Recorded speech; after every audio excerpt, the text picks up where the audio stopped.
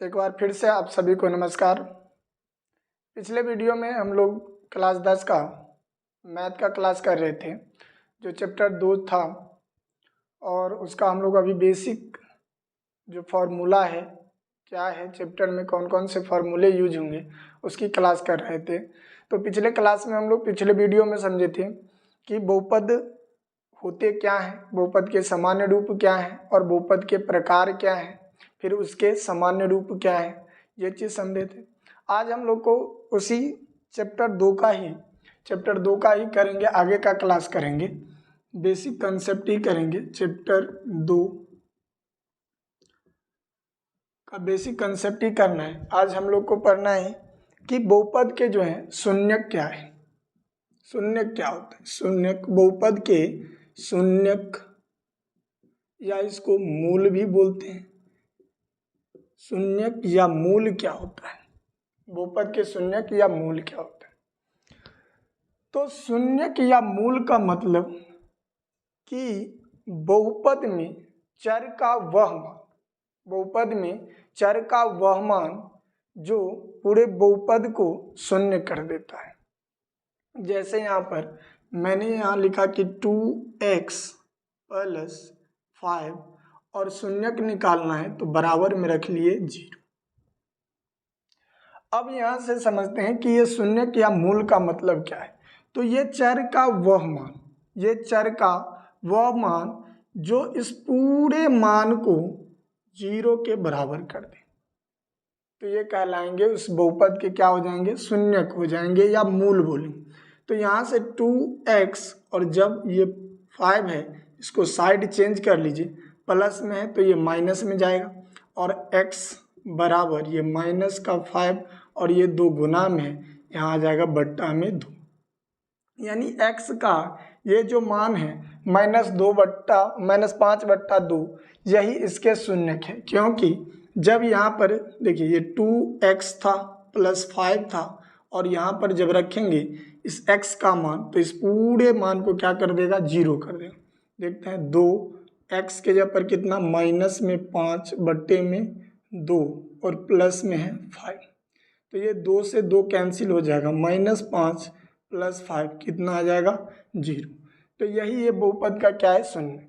यानी कहने का मतलब कि शून्यक क्या हो जाएगा, तो बहुपद में चर का वह मान, बहुपद में चर का वह मान जो पूरे बहुपद को शून्य के बराबर कर दे, तो उसे हम लोग बोल देंगे ये बहुपद का क्या है, शून्यक है। अब आ जाते हैं शून्यकों की संख्या। अब मान लीजिए कि जैसे यहाँ पर एक और लेके देखते हैं,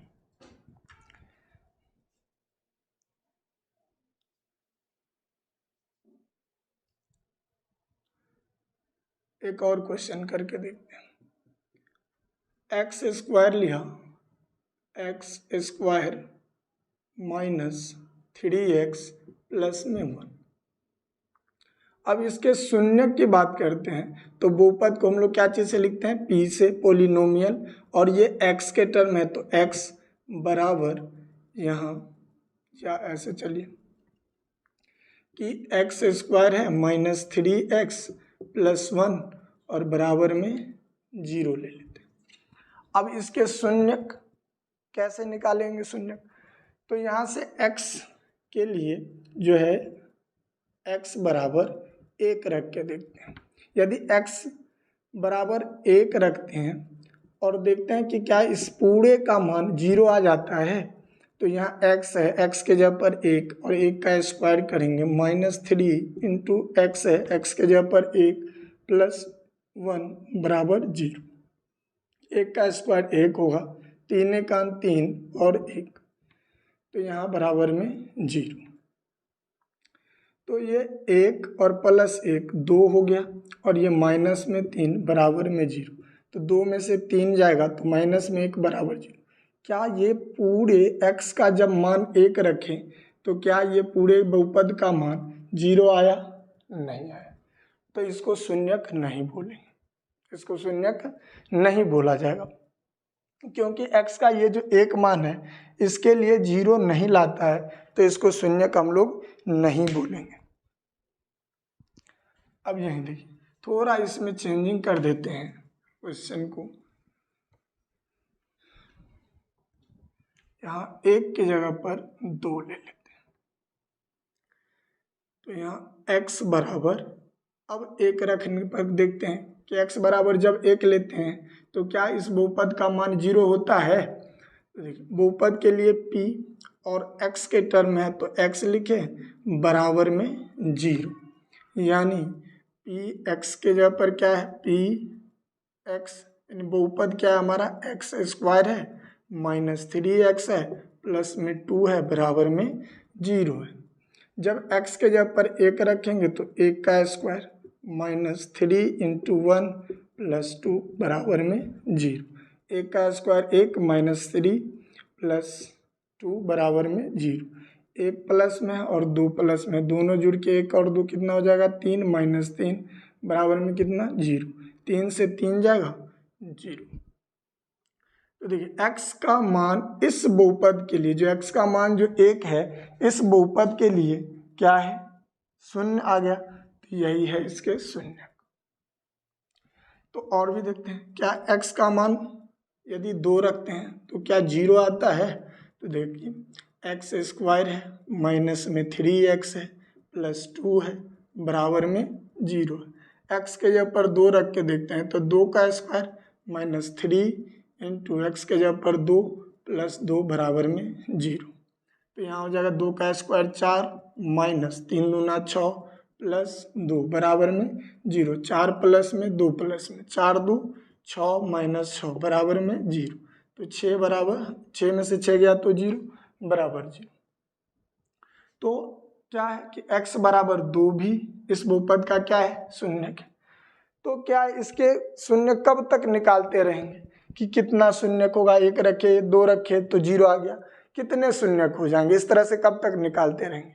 तो इस तरह से निकालने की कोई ज़रूरत नहीं है। तो हम लोग देखते हैं कि बहुपद के शून्य कितने शून्य हो सकते हैं। जैसे रैखिक बहुपद है तो इसके कितने शून्य हो सकते हैं, द्विघात बहुपद है तो इसके शून्य कितने हो सकते हैं, त्रिघात बहुपद है इसके शून्य कितने हो सकते हैं। तो ये चीज़ को समझें। तो ये समझ में आया होगा कि शून्य का मूल क्या होगा। एक बार फिर से रिवाइज कर लेते हैं। शून्य का मूल क्या लाता है, बहुपद में चर का वह मान जो पूरे बहुपद को क्या कर दे, शून्य के बराबर कर दे, तो उसे हम उस बहुपद का शून्य या मूल कहेंगे। अब हम लोग देखते हैं बहुपद या शून्य की संख्या, बहुपद या शून्य की संख्या।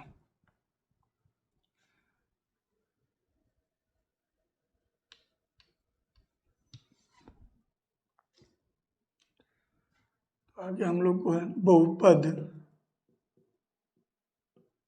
बहुपद के शून्यकों की संख्या, बहुपद के शून्यकों की संख्या। तो बहुपद के शून्यकों की संख्या जो होती है बहुपद का, बहुपद में चर, बहुपद में चर का अधिकतम घात, अधिकतम घात। कहने का मतलब कि बहुपद के शून्य उतने ही शून्य होंगे जो बहुपद होंगे, उस बहुपद में जो चर होगा उस चर का जो अधिकतम घात होगा वही उस बहुपद का शून्य कहलाएगा, उतना ही वह शून्य होगा। यानी बहुपद में चर का सबसे बड़ा घात होगा, जितनी रहेगी उतनी शून्य होगी। बात समझ में आ गया।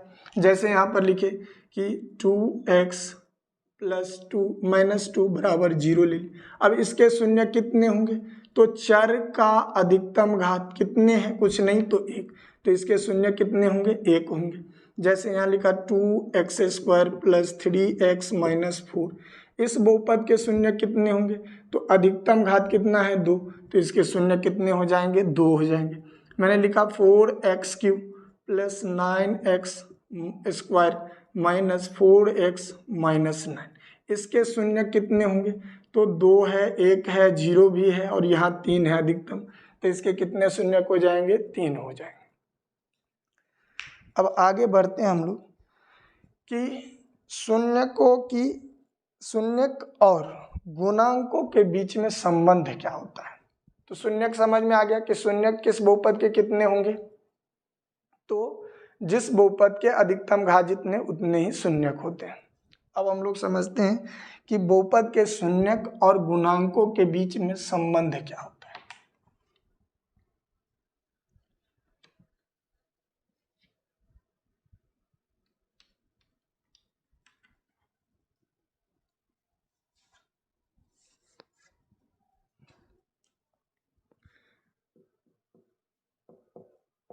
शून्यकों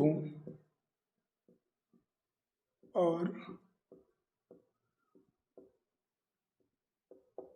गुणांकों, शून्यकों और गुणांकों के बीच संबंध।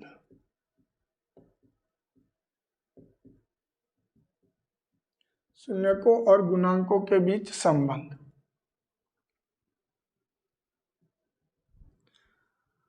तो यहाँ लिखा, सबसे पहले हम लोग रैखिक बहुपद के लिए देख लेते हैं। एक घाती बहुपद, एक घाती बहुपद के लिए, तो एक घाती बहुपद के लिए सबसे पहले सामान्य रूप इसका क्या होता है, हमें याद रखना पड़ेगा कि सामान्य रूप क्या होता है। तो इसके सामान्य रूप क्या होता है, एक घाती अधिकतम घात चर का कितना लेंगे, एक लेंगे। तो यहाँ x लिखे पावर में एक, x लिखे पावर में 0, कम होते चलना है। और इसके गुना में लिखा दिए a, इसके गुना में लगा दिए b, प्लस बीच में प्लस के साथ जोड़ दिए। यहाँ अब 1 लिखने की ज़रूरत नहीं है, यहाँ पावर 0 लिखने की ज़रूरत नहीं है। तो ये रैखिक बहुपद के क्या है, सामान्य रूप है। अब इसके अधिकतम घात 1 है तो शून्य क्या होंगे, 1 होंगे। अब 1 है, इसका नाम दे देते हैं कि वह शून्य क्या है, अल्फा है। तो शून्यक बराबर हो जाएंगे इसके, यानी शून्यक अल्फा बराबर फॉर्मूला हो जाता है -b/a। अब दूसरी है हम लोग का द्विघात बहुपद के लिए, द्विघात बहुपद के लिए, द्विघात बहुपद का सामान्य रूप क्या होगा, सामान्य रूप। तो अधिकतम घात कितना लेंगे, इसमें 2 लेंगे। अधिकतम घात कितना लेना है, 2। तो यहाँ x लिखें पावर में 2। अब इससे कम करना है, x का पावर 1, इससे 1 कम करेंगे तो x का पावर 0। इसके गुना में a लगा दिए, इसके गुना में b लगा दिए और इसके गुना में c लगा दिया, आपस में प्लस के साथ जोड़ दिए। अब यहाँ पर पावर 1 लिखने की कोई ज़रूरत नहीं है और यहाँ पावर में 0 लिखने की कोई ज़रूरत नहीं। तो ये क्या है, बहुपद के, द्विघात बहुपद के सामान्य रूप है। अब इसके देखिए पावर कितना, चर का अधिकतम पावर 2, यानी शून्य क्या हो जाएंगे, 2 हो जाएंगे। तो एक का नाम दे दिए अल्फा और दूसरा का नाम दे दिए बीटा, और इसको जब जोड़ेंगे तो अल्फा प्लस बीटा यानी शून्यकों का योगफल, इसको क्या बोलेंगे, शून्यकों का योगफल। तो शून्यकों का योगफल बराबर होता है -b/a। अब ये b क्या है, तो b होता है x के गुणांक, यानी इसको हम बोल सकते हैं कि -x का गुणांक, बट्टे x स्क्वायर का गुणांक, x का गुणांक बट्टे माइनस में x का गुणांक। तो x का गुणांक क्या है, ये गुणांक में b है तो b माइनस में b, और x स्क्वायर का गुणांक बट्टे में a। तो शून्यकों का योगफल हो जाएगा -b/a। अब इस शून्यकों का गुणनफल, तो शून्यकों का गुणनफल अल्फा और दूसरा लिए हैं शून्यक मान है बीटा, इसके बराबर हो जाएगा c/a। अब ये c क्या है, तो c है अचर संख्या बट्टे एक्स स्क्वायर का गुणक, एक्स स्क्वायर का गुणक, यानी अचर c क्या हो जाएंगे, अचर संख्या, और बट्टे में a है तो a क्या हो जाएंगे, x का गुणक। तो ये है शून्यकों और गुणांकों के बीच में संबंध। अब थोड़ा त्रिघात बहुपद के लिए देख लेते हैं, ये समझ में आया। अब इसको हम मिटाते हैं। अब आ जाते हैं त्रिघात बहुपद के लिए।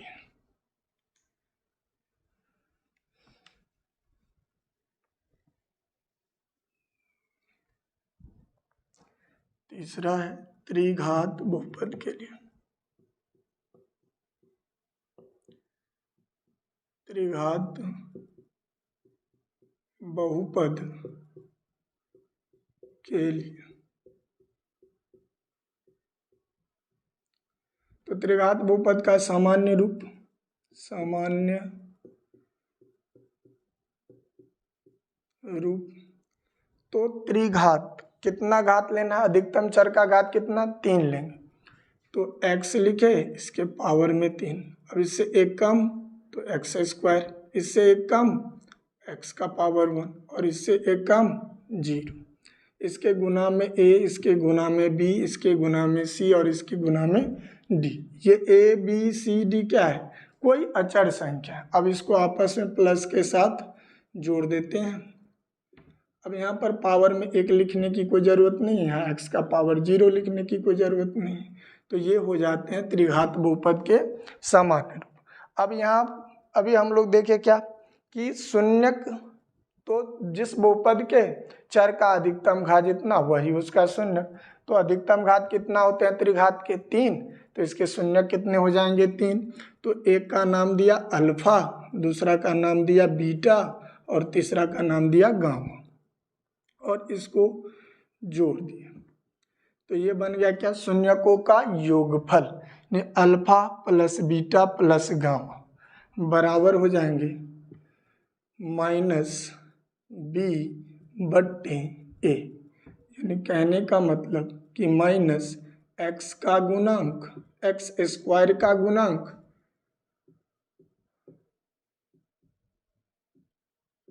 बट्टे एक्स क्यूब का गुणांक। अब इसमें द्विघात में क्या था, ये b क्या था, x के गुणांक में था। अब यहाँ b क्या है, एक्स स्क्वायर के गुणांक। तो द्विघात में अलग होंगे b और त्रिघात में अलग हो जाएंगे b। अब यहाँ शून्य, दो शून्य को एक साथ लेते हैं, तो अल्फा इंटू बीटा, और बीटा इंटू गामा, और गामा इंटू अल्फा। अब इसको आपस में जोड़ देते हैं, यानी इसको बोलते हैं कि दो शून्यकों को लेकर के गुणनफलों का योगफल बराबर, फॉर्मूला हो जाता है c बट्टा में a। अब ये c क्या है, तो c हो जाएगा x का गुणांक, x का गुणांक बट्टे a है, तो a क्या होगा, x क्यू का गुणांक, x क्यू का गुणांक।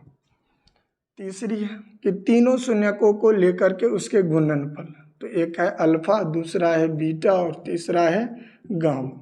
तीनों का गुणनफल बराबर, फॉर्मूला हो जाता है माइनस का d और बट्टे में a। अब ये d क्या है, तो d है माइनस में अचर संख्या, और बट्टे का a है, तो ये हो जाएगा एक्स क्यू का गुणांक। तो ये हो जाते हैं फॉर्मूला त्रिघात के शून्यकों और गुणांकों के बीच में हमें संबंध जो स्थापित करते हैं। तो द्विरैखिक के लिए क्या हो जाएगा, अल्फा एक ही शून्यक होता है, अल्फा बराबर -b बट्टा है, तो b क्या होगा, अचर। एक रैखिक बहुपद के लिए b क्या हो जाएंगे, माइनस का अचर संख्या बट्टा में x का गुणांक यानी a। द्विघात बहुपद के लिए, तो द्विघात का अधिकतम पावर 2, तो उसके शून्य कितने होंगे, 2। तो एक का नाम दे दिया अल्फा, एक का नाम दे दिया बीटा।